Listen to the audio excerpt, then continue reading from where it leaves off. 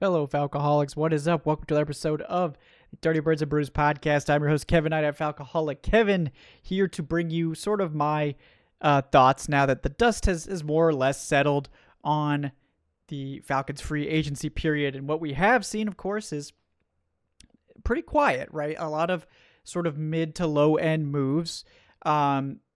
Trades for guys like Trey Hendrickson or these other pass rushers didn't materialize. It appears that the Bengals are going to get a deal done with Trey Hendrickson. So that's off the table. And the Falcons are in a tough spot. I mean, there's really no sugarcoating it. That they didn't really get impact players in free agency. I don't think the players they signed are bad by any means. I do like the signings for the most part. And you guys have heard my thoughts on most of them. This is sort of today's show is sort of an overall take on sort of where the Falcons are standing now that the top free agents have all been signed. And we're moving into draft, talk. And, I will say, obviously, this is still early. There's going to be more signings. There's going to be a draft. There's probably going to be trades. There's a lot of time and a lot of roster building still to go. But at this point, this is what we have to talk about. This is the roster we have to discuss. So at this point, my takeaway, as I'm sure you can read from the title page, is I don't think the Falcons have done enough in free agency. That's not to say that they can't still make additional moves to get there, but as of right now, I don't think this team has done enough to compete in 2025. But maybe that's not the plan, or maybe they're just hoping that they can be good enough in 2025 in preparation for a serious push in future years. That's going to be the topic of today's show, sort of where I sort of stand on how the team looks after free agency going into the draft, and kind of what I think their strategy is based on the moves and how they've played things thus far, which will probably get blown up, at some point this offseason when they make some moves that I'm not expecting or whatever. But that's part of the fun, right? This is part of the discussion. This will kind of be my sort of closing thoughts on free agency before we kind of transition fully to draft coverage here, because as you guys know, draft is basically a month away, or even technically less, depending on when you're watching this. So exciting time as we move into that coverage, kind of putting a bow on my free agency thoughts here today on the Dirty Birds and Brews podcast. Before we dive in, I want to bring you guys a real quick word from our sponsor, folks. BetOnline is the world's most trusted betting platform and your number one source for betting on all that March Madness has to offer.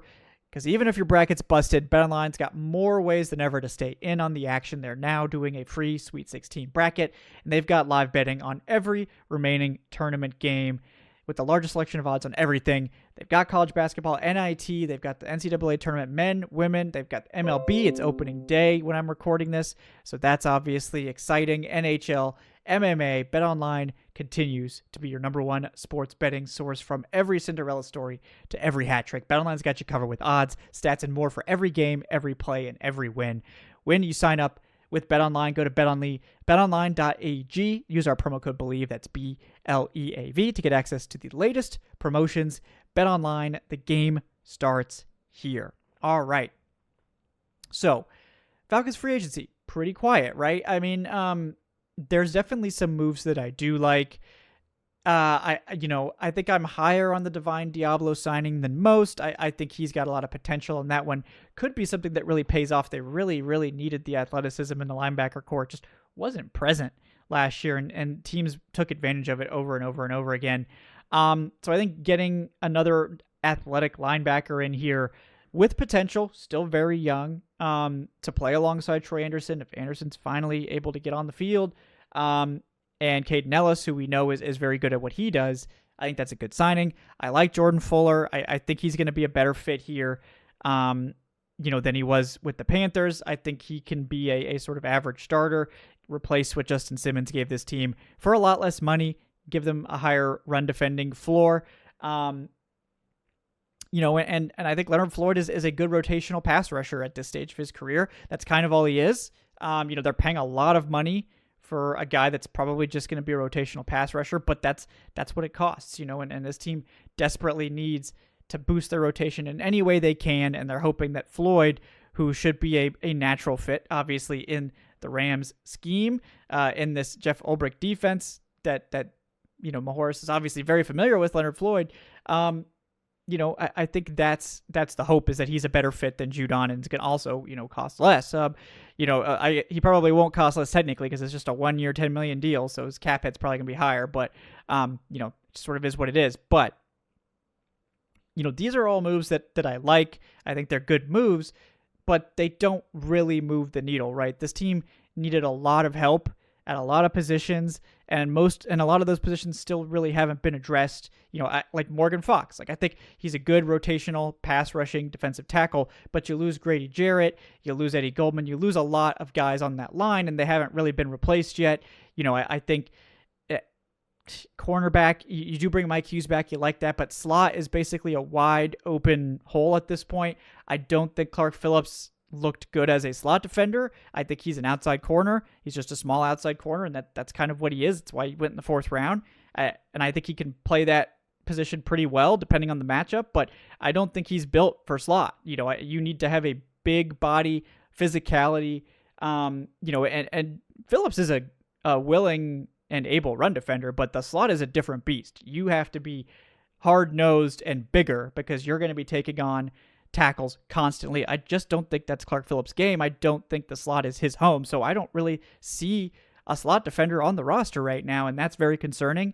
Offensively, the Falcons didn't need to do much, but they lost their center, who was probably, the best zone blocking center in the NFL, and replaced him with Ryan Nuzul, who I've been one of the biggest Ryan Nuzul fans ever since we signed him. I was super excited to see he transition to center. I thought that was going to lead to him being able to stick around. It did. And to Nuzul's credit, he's not just switched to center, he's switched to center and become a solid NFL starting center. Like, I think we saw that over his games that he played last year, that this offense, particularly the passing game, didn't suffer with Ryan Nuzul. The run game did, though. And, considering how important the run game has been to this team's success, maybe it will be less of an emphasis point going forward, given Penix's ability and this team may be leaning more on the passing game as time goes on. But even still, you lose a big run blocking asset in Drew Dahlman and you replace him with a solid starter in Ryan Nuzul, but that's not really going to, I think, make anyone super comfortable, even though the Falcons appear comfortable there. So, to me, there's a lot. Like, the Falcons in free agency, they basically treaded water, right? I think they really wanted to make sure they didn't lose ground in free agency, but also understood that they had a lot of cap limitations. And, this team basically had two choices. They could, basically accept that there's significant cap limitations until this Kirk Cousins contract's off the books, which I think is probably going to happen at some point, right? That a trade is, I think, very likely to happen. It may not happen until after the draft. It may be post June 1st, which means that you're not going to have him off the books entirely this year, and maybe he's going to bleed into next year some. But either way, you're saving a lot of money if you trade Kirk Cousins one way or the other. And if you're taking on part of that contract, you're buying a better draft pick.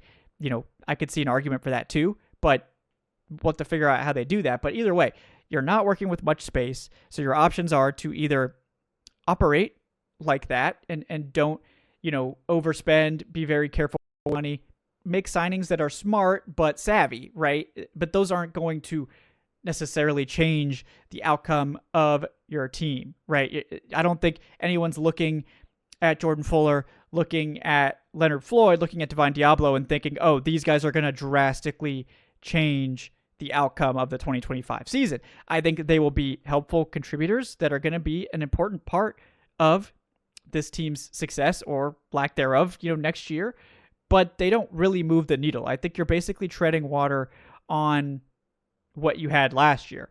So you can either do that and be responsible with your salary cap in a situation where, you're probably hoping that you can get Kirk Cousins off the books. And then in 2026, you could have a windfall of cap space. If Kirk's off the books, you're looking at going into next year with upwards of $70 million in cap, maybe, depending on how they work the deal, how they structure things, what have you, they could potentially walk into next year with a lot of room and an ability to go attack needs that they just didn't have this year. But if they were to go super aggressive this year, right? And try to go after this was a poor free agent class, right? Don't forget that. If they were to go hard after some of these guys, really, shell out major money, they would have had to backload all of those contracts, right? They would have had to backload and push money into next year and the year after, and that would hurt their ability next year to be aggressive and what could be a better free agent class too. And I think you have to look, and I mentioned this before, right? Like, you have to look at the team's competitive timeline, and as completely unfun as it is to look at this team and come away with the take that they're really not that competitive this year, in my opinion. I mean, I think there's a path. Joe, Patrick, and I on Wednesday's live talked about this quite a bit. There is a path for this team to make the playoffs, to have a winning record, to win 10 games or whatever. There is a path. I just think it's a narrow path, and it's depending on a lot of stuff to go right. We'll get to that in a minute. But I think looking from it, let's say like we're looking at a 50th percentile performance for this team based on what we know so far. That 50th percentile performance is like 7 wins, right? That's probably the average performance of this roster as it stands right now. That's not catastrophic, but it's certainly not what anyone wants. It's another disappointing year for fans. It's another year without a winning record or playoffs or even really being that interesting. I think that's kind of the biggest cardinal sin of this Falcons team, is they've just failed to be interesting over and over again.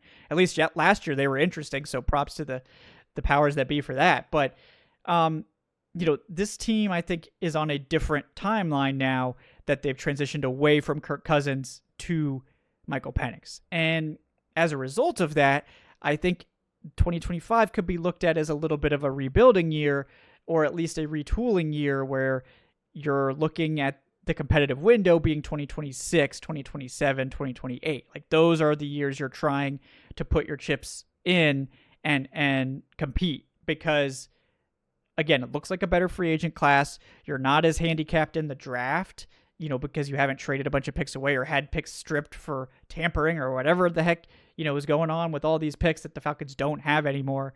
You're going to have a full complement of picks.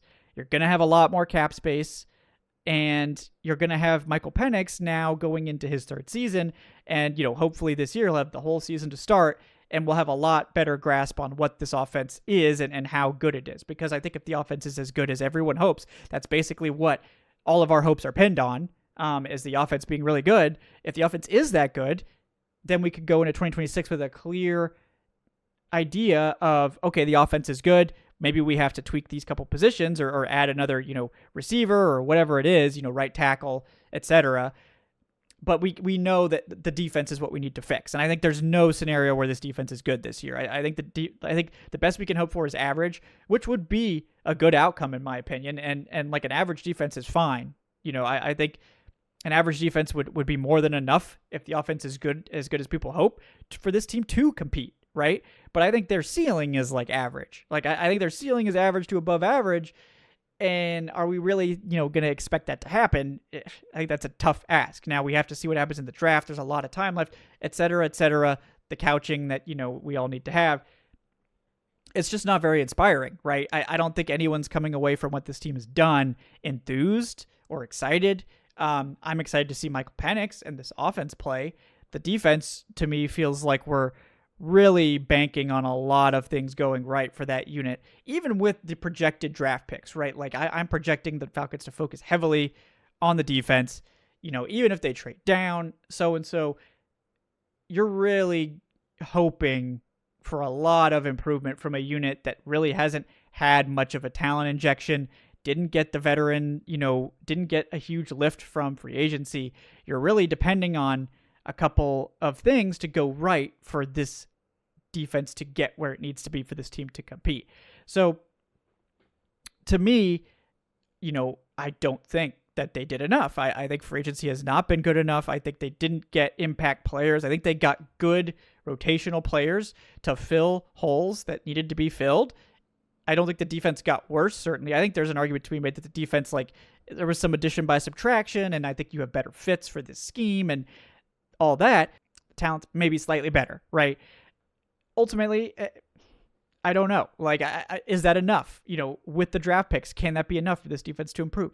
I think the big thing really for the Falcons defense that everyone is banking on is that the coaching is going to be significantly better, and therefore we're going to see development from players that didn't develop last year or barely played due to roster mismanagement and really dumb coaching decisions, right? So you guys know where I'm going with this. The Falcons drafted 3 defensive tackles last year. Ruka Rororo, who they traded up for in the second round, gave up a day 2 pick to do so. They drafted Brandon Dorless in the 4th round, who we rarely saw at all. And the Falcons drafted Zion Logue, who was claimed by the Bills and is now a part of the Bills' future because the Falcons cut him and put him on and tried to stash him on the practice squad. Again, they had such a logjam of defensive tackles that they couldn't even keep their draft pick, who was promising, and the Bills now are benefiting. That's not also to mention that they moved Zach Harrison, one of the team's only promising edge rushers, right, to defensive tackle, and proceeded to play him about 10 snaps a game or less. Some weeks he didn't play at all, right? So if you want to make the argument that this team is going to be better coached and manage the roster better with a new defensive line coach in Nate Ollie, who I do really respect and think is going to be a big upgrade, and an adult, in Jeff Ulbrich at defensive coordinator, if you're saying like, well, maybe the roster's not going to be that much better on paper, but we're going to get this development that didn't happen, and we're going to actually, play these guys that we need to play, move guys to where they should be playing, and actually maximize the roster that we have instead of doing whatever the hell it was that Jimmy Lake did, which was an abomination, right? It was bad. We saw Raheem more than likely take over the defense for a stretch. Things looked a little better, right? So maybe that's what you're hoping, is that the defense, under Raheem and Ulbrich is going to be more like that and not what we saw against the Panthers in the final week or several weeks early in the season, which it's bad. It's bad coaching. It doesn't make sense. I can't believe that Raheem Morris agreed to hire the man that wanted to run that style of defense. It's a big red flag, right? There's no way around it. You hired a bad defensive line coach and a defensive coordinator that ran a disastrous scheme that you fired after 1 year. So as much as I like the pivot to Nate Ollie, less like the pivot to Jeff Ulbrich, but I think Jeff Ulbrich is absolutely an adult with an adult NFL scheme and the capability to run a good defense that's not going to make us scratch our heads or tear our hair out every single week. I think I'm still concerned about Raheem Morris because he was the guy that set up the disaster. So I'm like, are we going to give him credit for fixing the disaster when he set it up? I mean, some, right? Like, sure, like, I applaud you for recognizing what a disaster that was and fixing it immediately, but you set that up. That was your plan. So I'm now questioning your plan. I'm questioning a lot of things, but not everything is always going to work out. Things sound good on paper, or relationships seem like they're going to work well until you get, in the trenches, until you get, on game days actually trying to execute these things, and they don't go as planned, or people don't do what they say they're going to do, or, whatever it is that happened, it doesn't always work out, right? This is a great example of that, where I think Raheem's vision for the offense actually worked out pretty well.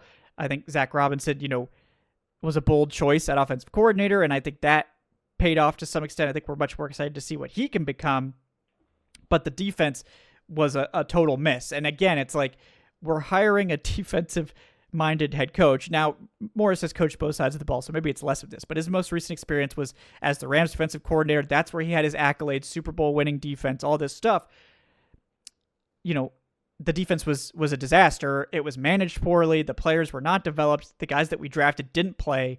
It was a bizarre situation that was extremely frustrating and led me to really question the hire, because this was supposed to be a guy that was going to elevate what we had, and bring some reasonable coaching in. And he did on the offensive side of the ball, but not the defensive side of the ball. The defensive coaching took a huge step back. The team said, see ya to Ryan Nielsen, who, he's not perfect. Obviously, he struggled with the Jaguars this year and all that, but Ryan Nielsen's defense the prior year here in Atlanta was way better than it had any right to be, because I think he understood what he had and used it. And it, against a lot of teams, it worked. They found a way to make it work despite not having the greatest talent in the world. And we saw what happened when they went back to having an ineffective scheme that really wasn't interested in maximizing their talent. And it was, one of the league's worst defenses some weeks. But we're moving past that. This is a new season. I'm not, going to continue I might continue to harp on it, but I'm not, they have a chance now to right the wrongs. And now what we're looking at, I think, is a 2025 season that's going to be very reminiscent of the 2023 Rams, where this team, is going into a year they don't have salary cap space. The Rams had draft picks that year that the Falcons don't have. The Falcons don't have as many draft picks, but kind of a little bit of a reset year. Rams had to say goodbye to a lot of veterans on that defense and really kind of start over there. And they depended a ton on their rookies. They depended a ton on their developing players. And it worked out really well for them. Like I would say miraculously, right? They had 2 rookies in the top 3 in sacks. Kobe Turner had 9 sacks. They had another guy, I'm blanking on the name, but he had 8 sacks. So 2 of their top 3 sackers. One of them was Aaron Donald, right? But the other 2 were rookies. And I think the Falcons are like, well, it worked in 2023. Maybe it can work for us in 2025. Now, for the record, I went on the air on some shows and talked about how I thought the Rams' approach was disastrous, how that defense was going to fall apart, and that the Rams might be one of the worst teams in the NFL because of it. Even though they had this good offense, if it was aging, how much longer is Matt Stafford going to be able to do this? Can they overcome this disastrous defense? It ended up being okay. The defense was 19th. The offense was good, right? And that covered up a lot of problems too. But I would say that was a nearly miraculous result for what that defense looked like on paper to what it ended up being. And Morris was involved in that. And obviously, a lot of that is coaching and development. But going back to the well on that strategy, to me, is an extreme level of risk with a very low chance of working. I think, I still think my take of this probably isn't going to work and is going to go very poorly was the most likely scenario there. And I think that's the most likely scenario here in Atlanta in 2025. And, I don't enjoy saying this. I don't enjoy being down on what the team's doing, but that's just where we are. This is not a scenario or a setup that's likely to work, right? We're banking on Ruka Roro becoming a starter. Brandon Dorler's, playing a significant role. Braylon Trice, who missed the entire season, probably playing a significant role at this stage. And, we're going to be banking on our rookies this year also starting. So we're hoping for massive improvement from a bunch of players. We're hoping that the free agents we signed are all going to work out and be able to step in. And I think, it's reasonable to think that with these free agents, given what they've done in the NFL. But we're hoping the coaching is going to be better. We're hoping the development is going to be better. We're hoping that the team is going to manage the roster better when they did a pretty bad job of it last year, divvying up snaps among these players. We hope that these guys are going to develop and and it's all going to come together. And even if it does, we're hoping for maybe an average defense, maybe above average in the best case scenario where they nail their draft and all this stuff. And I don't think that's likely. I think you're trying to thread a needle here, right? It's the same thing I said about the Kirk Penix situation. There is a path where this works out, where you get Kirk Cousins for a couple years playing at a high level, and then you have a nice smooth transition to Penix in 2026. That they didn't thread that needle, right? Kirk Cousins got hurt, hit it to some extent from the team, cost them the playoffs, and then they do go to Penix late. Penix looks great, so in some ways you could say it worked and that we did seem to find a quarterback, but we can't. I'm not trying to rain on anyone's parade here, about Michael Penix. I think Michael Penix showed us everything that he could in that sample. I also think it's foolish to just assume that he's a franchise quarterback, right? We've seen 3 games, right? 4 games of Michael Penix.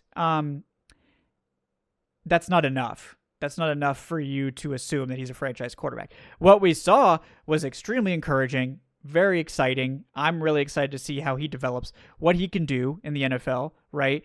And I think there's plenty of reason to expect him to improve and have a great second year and establish himself as a franchise quarterback. But as of right now, he's a first-round pick with 4 games under his belt. We've seen players that have great rookie seasons playing the whole season who then fall off and are not, they never really, pan out the way people hope, or they couldn't maintain the momentum or whatever it is. It's far from guaranteed that Penix is going to be the franchise quarterback that everyone is sort of penciling him in as. Now, we're going to operate under the assumption that he is a good starter because that's just I can't go down the path of, well, Penix flops and then this team is just a complete disaster. I'm not going to go down that road because that's not a fun road to go down. I'm not going to talk about it. It's going to be miserable enough to live through it if it does happen. We don't need to spend time obsessing over it and really talking about it. But I say this only to sort of warn people that you're already making a big assumption about the offense, which is that Penix is going to be a franchise quarterback and be great. And so the offense is good, right? Ryan Weasel will step in. It's okay. Or we get another center or whatever. The offense doesn't miss a beat and it actually gets better, is a top 10 offense all year. And so that's like, I feel like a lot of people are starting there with that assumption instead of the reality, which is like, that's already taking a step, like really that's already a step of hope. Then we get to all the defensive issues. So it's like hope on top of hope on top of hope. It's not all going to work out. If it does, I will eat a hat or whatever it is people say, right? It's like if it all works out and this team is like a 12-win team or something, they will have threaded the needle miraculously. And, I will be very happy to be wrong. And like we could come away from the draft. We could come away from training camp, preseason, with the roster looking quite different. Stuff's going to happen during the draft. Maybe they trade down. Maybe they acquire other players. Maybe they trade away players, trade for players, sign extra guys, sign people after final cuts, make trades during the season. There's a lot more roster building to go. Like there's a lot more to happen. But as of right now, I think assuming this team is, I think that the Bet Online, shout out to Bet Online, posted their team over-unders. I think the Falcons were 7.5. I think that's pretty much spot on for how I feel, right? I think this team is not bad. I think the offense's floor is way too high for them to be lower than that.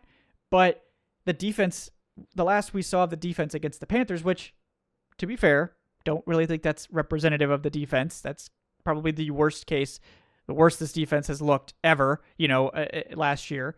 There's a lot of assumptions involved going from that sort of mid-range. Like that, the over-under isn't like that's the floor, guys. That's where the middle point is. So I think the assumption for the betting markets is that the Falcons are a mediocre team, 7.5 wins, right? That's sort of the average outcome.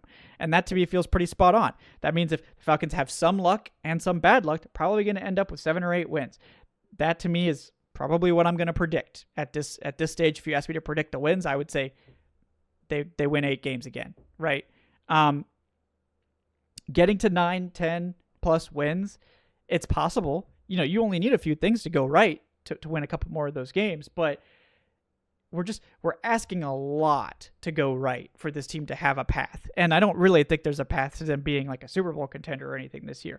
But I think there is a path to, and part of the reason I appreciate the restraint in free agency is that there is a path for this team to take meaningful steps, even if it doesn't translate to a winning record or a playoff run. There is a path for this team to take meaningful steps to improve on offense and show that they're a real, legitimate offensive threat. And Penix establishes himself as a franchise quarterback. That would be huge for this team going forward. So we have that to look forward to no matter what happens with the defense. Hopefully that goes as well as we hope. Defensively, even if they don't become a competent defense, even if they're well below average, if we can just see a couple of key pieces emerge so that we have some sort of scaffolding to build this around going forward. Like if Rook can emerge as a good starter, if Dorless can show us something, if Trice can show us something, plus their rookies come in and we can see what we've got there. If they can unearth a few guys there, right? 4 starters, right? That's the infamous blank thing. We want 4 starters. We didn't get them last year. The only one we got was Michael Penix, funny enough, at the end of the season, but we need to unearth new starters, right? We need guys to develop. We need guys to show up, and we need this to go well, or we're going to be walking into 2026 with the same situation. We'll have more money, but it's like instead of being able to build on a foundation that's solid, we're looking to basically start over. And I think the only way for the Falcons to be competitive in the future is for some of these draft picks to start hitting. And I think the biggest concern I have is that the track record of Fontenot draft picks is very poor. First rounders have been good, but how hard is it to draft in the first round? I mean, ask the Browns, I guess. So that's been hard. But, those are the picks you should nail, right? The day 2 picks have been a disaster. And those are the guys you need. You need to count on those day 2 picks being your core. Some of them need to be starters, but you need to be at least getting rotational guys. And so far, it's just miss after miss after miss. Bergeron really needs to take that next step and become a good starter. Right now, I think he's really floating around that average starter label, which is not great return on investment for a second-round pick. I'm very concerned about the state of this team, and I think a rosy sort of expectation for 2025 is setting yourself up to have your hopes dashed once again. So I would go into this season, based on what we've seen so far, expecting about 7 to 8 wins and hoping for things to go right.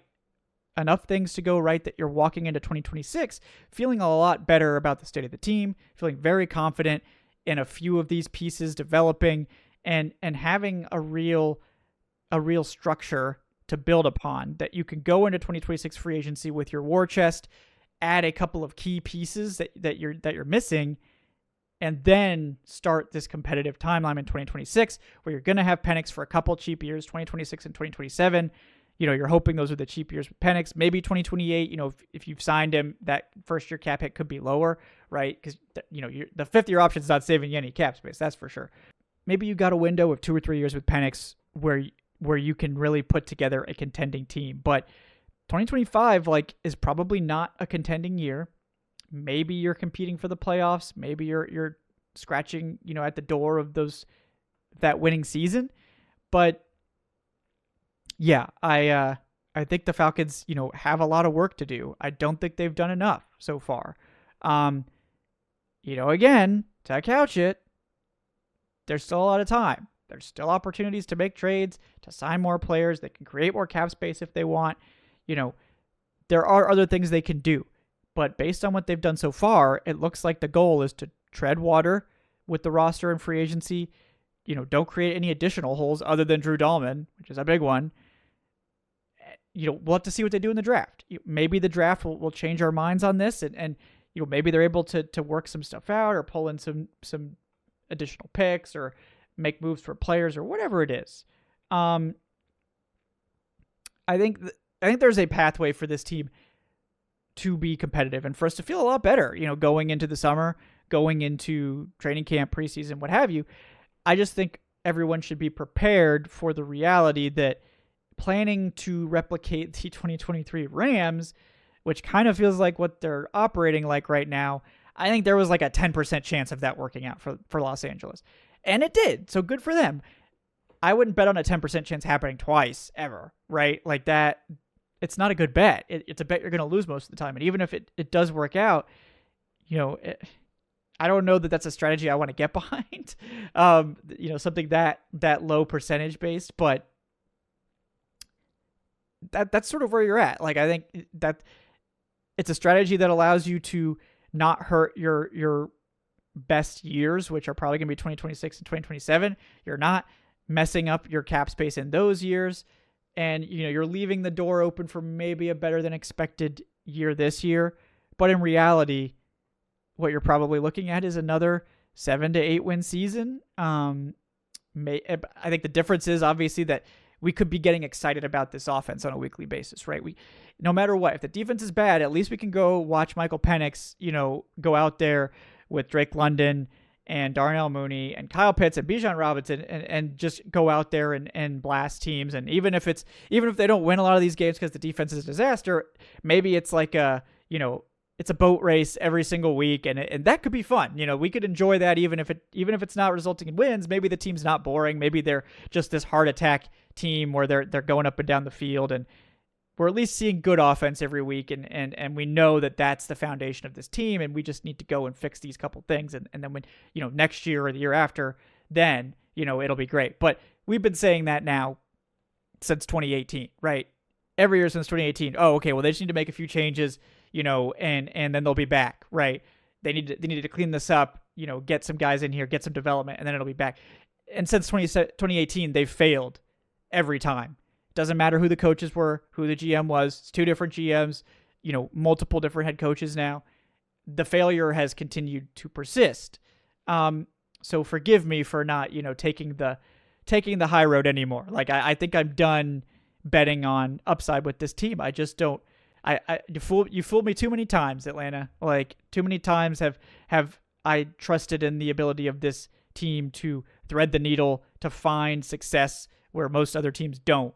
And I can't take that leap anymore. I can't go out on the ledge and say, well, I actually think the Falcons are going to, defy the odds and find success where others have failed. They need to earn that. They need to earn that from us. And they haven't earned anything other than pessimism, right? I think the pessimists have won. They were right. The pessimists have been right the past 7 years it's been. And I think it's time we all started to take a page out of their book and say, like, why should we believe that this team is going to get it right? Why should we believe that they're going to nail the draft or these guys are going to suddenly develop when they haven't been developing for years? Like, we don't have any reason to believe that, right? That's where we are. We don't have any good reason to trust in this regime, in this coaching staff. So that's kind of where we are. The Falcons haven't done enough. They're facing an uphill battle to compete once again this year. The cap space is a mess because of the Kirk Cousins contract. It didn't work out for you. But they do have Michael Penix, and that's kind of the difference, right? That is the one thing you can hang your hat on going into this year where it seems relatively doomed from the beginning, right? Like, are we really thinking that Penix is going to be that good and the defense is going to take that big a step that this team is actually competitive? Like, I think that's a big step to ask fans to take. The difference is, of course, that you could have a franchise quarterback, and if you have that, then you can build, right? If you don't have that, then you're in this cycle over and over and over again. And ever since Matt Ryan was more or less forced out of the building, the Falcons have failed to acquire a franchise quarterback, struck out multiple times, tried to go cheap with Arthur Smith's vision at quarterback, all that stuff. So at least now the Falcons have committed to trying to find a franchise quarterback, and hopefully they have found one. And if that is the case, I think that there's a very optimistic timeline ahead. I just don't know that fans are going to be able to see that this year. I think we still might have one more year before this team is really a playoff contender that we can get behind. I certainly hope that they're better than expected this year. I hope that they can get that winning record. I hope that they can get that elusive playoff berth and shock the NFL. And there's always the chance that just other teams in the NFC South falter, and that opens the door for Atlanta. But the NFC South has been mediocre for most of the last, other than the Tom Brady years, right? It's been pretty mediocre. The NFC South has been known as one of the weakest divisions in football. The Falcons still haven't been able to win it. So I'm not really sure that we can depend on that being the ticket either. So, this is kind of a negative, take. But I think you guys come here because you want to know what I think. And I think that this isn't good enough, right? We haven't done enough. The Falcons, not me. I'm not in charge of the decisions, right? The Falcons have not done enough in free agency to move the needle and to make this team a competitor. So they're going to have to step it up the rest of the way. They're going to have to nail the draft. They're going to have to get these developing players on the field and get results that they just haven't gotten previously. And if they can do all that, then they'll make me look really foolish for putting this video out and putting all this pessimism into the atmosphere.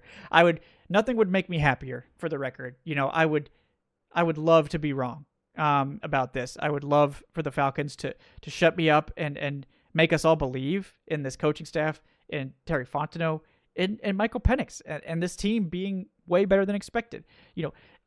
At the end of the day, I felt very similarly to how I feel now, in 2015, where the Falcons were coming off several losing seasons. They had just blown a big lead and ended up petering out and missing the playoffs despite, starting 5-0 that year, right? We were 6-3 this year. New coaching staff entering their second year, some changes, implemented, some things to build off of, but overall just feeling kind of down on the team. Obviously, 2016 was that sort of outlier, crazy improvement season that no one, I think, was expecting. And, it worked out. And it can work out. It's not impossible. This could be a situation where Atlanta does, have a miraculous turnaround. They do get what they need from these young players. They do draft really well. That was a key to 2016, was hitting on that draft immediately. And their coordinator takes a big step forward and kind of cements himself as a great offensive mind. That is probably important in this scenario too, right?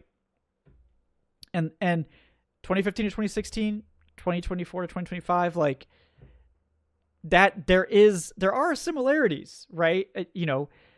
So I think anyone that's really hoping and really trying to get excited, that's kind of what you're hoping for, is sort of a miraculous improvement year over year that's based on the offense just taking a big step forward and cementing itself as one of the best in the NFL, and the defense just being kind of spunky and playing above their talent level, and just getting it done, getting some development, getting some instant impact rookies.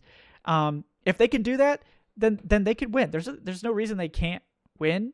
It's just a lot of things have to go right, and more often than not, things go wrong for this team. So based on that, I can't really work under the assumption that things are going to go right anymore, which makes me sad, but that is where we are. But guys, this is sort of my overall thoughts on how the offseason's gone so far. Again, there's a lot of time left. There's the draft. There's all of OTAs. There's there's cuts that are going to come out. There's, stuff that's going to happen at the end of training camp. There's possible in-season trades or other trades. There's a lot of levers the Falcons can still pull to address the roster, to do more, right? I said they haven't done enough. They could still do more and change my mind. But as of right now, we're staring down the barrel of another 7 to 8 win season, where we're just sort of left wanting more again. So, I think that, I would prepare for another difficult season where we see some good things and some really frustrating things. But hopefully the difference this time is that we come away feeling very, very inspired by what we've seen from Michael Penix, and feeling like the offense at least is ready to go, or very close to being ready to go, where we just need to add a few things and it's an elite unit that we can build this whole team around, and then we can focus on getting the defense out of the mud, and into something resembling, an average to maybe above average unit if everything goes right. So that's kind of where we are. Thanks for watching, guys. I appreciate you tuning into the Dirty Birds and Brews podcast. Hope you liked the show. Even if you didn't, maybe leave us a like, leave a subscribe, leave us a comment what you think. How do you think the Falcons have done so far?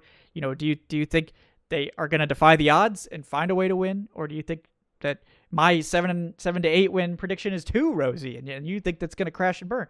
We'd love to hear from you guys. Thank you. Check out thefalconhawk.com for that terrific written content. And we'll be back on early in the week with Tuesday Takes to get you guys another. I think we're going to be continuing our draft series, sort of talking about our favorite prospects at various positions. We haven't decided what group yet for next week, so stay tuned. Little tease, but we're going to continue to work through that, and really transition now, I think, to the draft, which is,